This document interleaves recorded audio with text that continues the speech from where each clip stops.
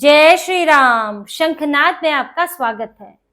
बंगाल में जिस तरह ममता बनर्जी स्वीकार नहीं कर पा रही हैं कि सत्ता बदल गई है, उसी तरह कुछ कट्टरपंथी भी ये हजम नहीं कर पा रहे हैं कि अब हालात बदल चुके हैं। ममता बनर्जी जिस तरह चिल्ला रही हैं, चीख रही हैं, सुप्रीम कोर्ट से लेकर हाई कोर्ट का इस्तेमाल कर रही हैं, वही हाल कट्टरपंथियों का है जो सड़क पर नमाज पढ़ने के लिए अड़ रहे हैं, लड़ रहे हैं और अंत में जाकर मार खा रहे हैं। सीना जोरी चल रही है। आप ये वीडियो देखिए।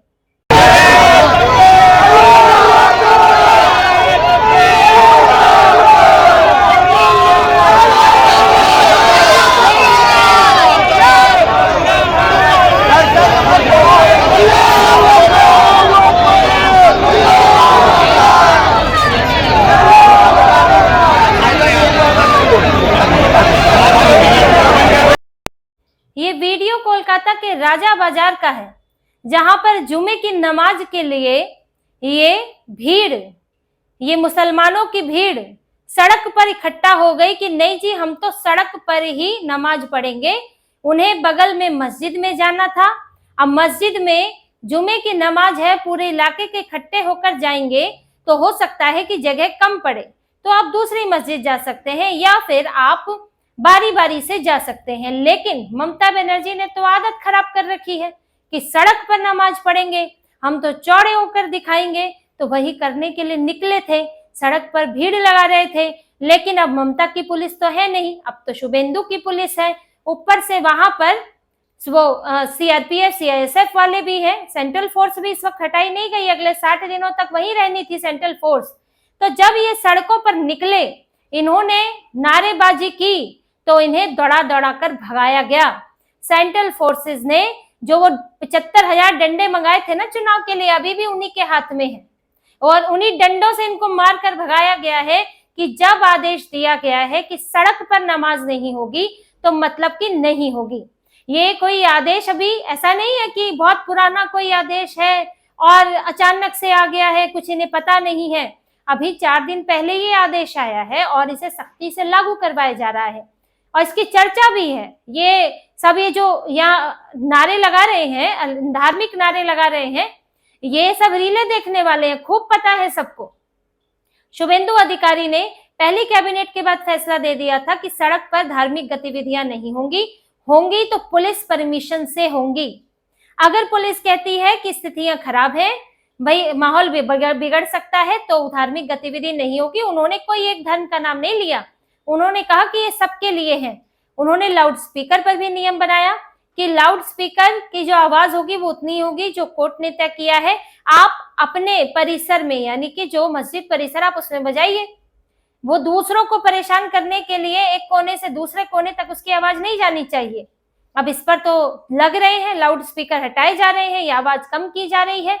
इसी तरह से सड़क पर नमाज की बात थी। नमाज भी सड़क पर की जाने वाली धार्मिक गतिविधि है, जिससे कि सड़क भी बाधित होती है, लोगों के लिए परेशानी होती है और कभी भी माहौल खराब होने की स्थिति आ सकती है। इसलिए उन्होंने साफ तौर पर मना कर दिया कि ये नहीं होगा। अब ऐसा नहीं था कि पता नहीं होगा, और जब पुलिस कह रही है तो वैसे भी आपको मानना चाहिए।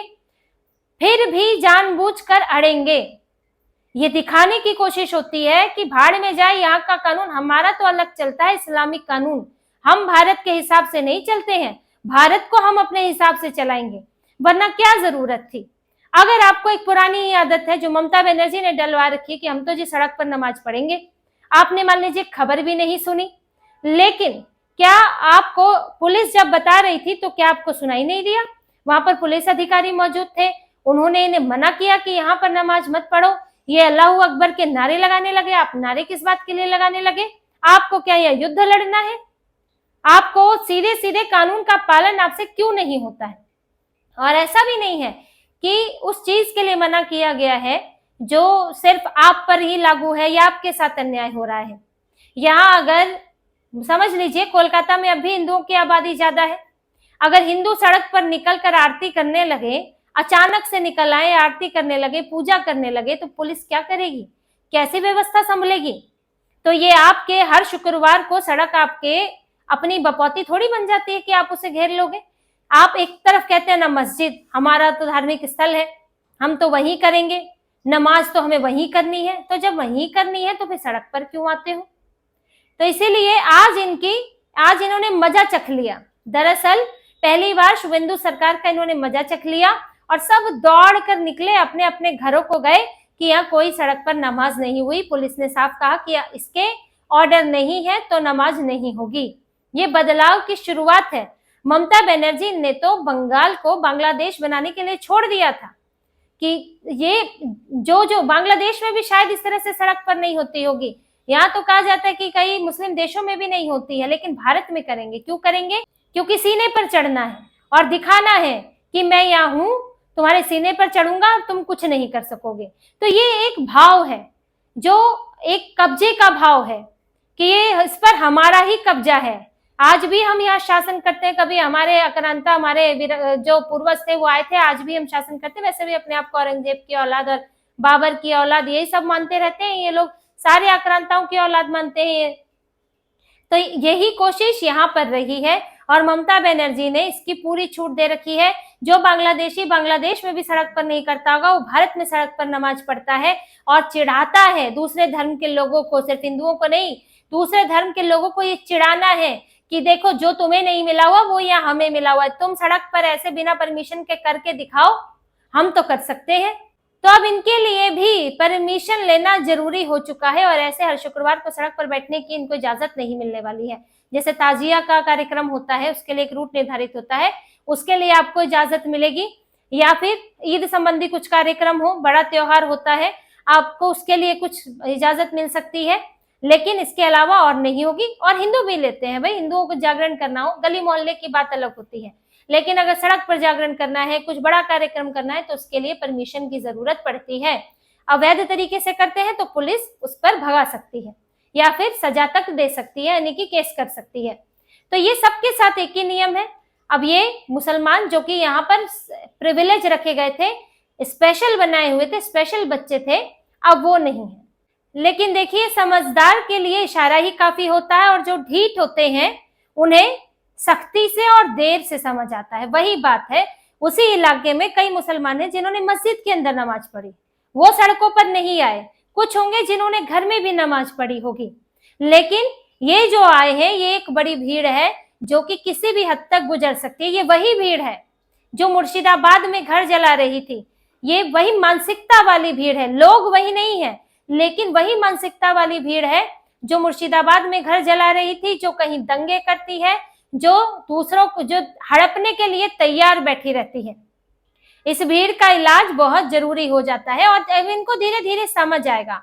अभी तो देखिए, सड़क पर नमाज की बात हुई, जैसे यूपी में भी आपने देखा होगा, जब सीएम योगी आए थे तो एक बार बड़ी कोशिश हुई थी, सीए एनआरसी के समय पर मस्जिद से निकले जुमे की नमाज के बाद तो ले दे पत्थरबाजी, ऐसी कोशिशें 2 बार हुई, लेकिन सीएम योगी ने क्या किया? पोस्टर छपवा दिए, कैमरे से फुटेज ली गई, भैया ये लोग हैं, इनके पोस्टर छपवा दिए, एक एक को पकड़ के ऐसा बजाया गया।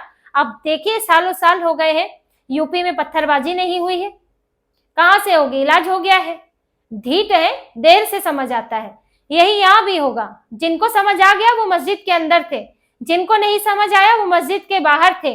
अब इनका ये भी चिन्हित होंगे, इसकी जांच चल रही है, पहचान की जा रही है कौन है, और ये भी देखा जाएगा कि किसने उकसाया।